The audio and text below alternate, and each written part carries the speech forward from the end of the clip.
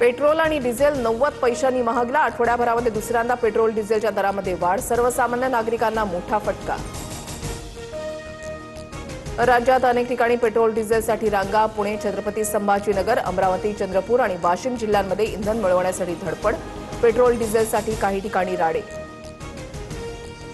राज्यात महिनाभर पुरेल इतका पेट्रोल डिझेलचा स्टॉक उपलब्ध। मंत्री छगन भुजबळ यांची माहिती। अनेक ठिकाणी मात्र इंधनासाठी नागरिकांच्या रांगा आणि नो स्टॉकचे फलक।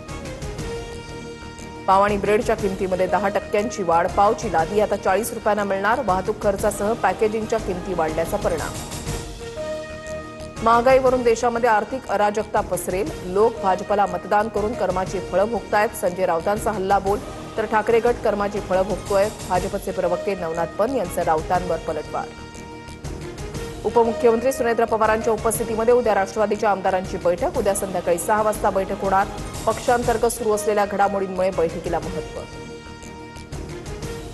नीट पेपरफुटी प्रकरणाच्या तपासासाठी सीबीआयचं पथक लातूरमध्ये ठाण मांडून मुठेगावकरच्या संपर्कातील आणखी लोकांचा शोध घेणार।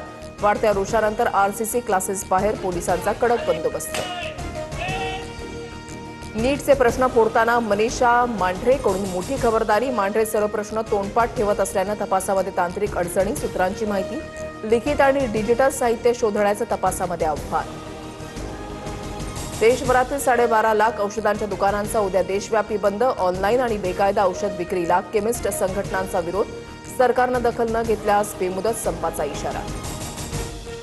कोंदू अशोक खराचा ताबा आता ईडीकडे। जे रुग्णालयामध्ये खराची वैद्यकीय तपासणी। रिमांडसाठी उद्या पुन्हा कोर्टात हजर करणार। विविध बँक खात्यांमधील व्यवहारांवर ईडीला संशय।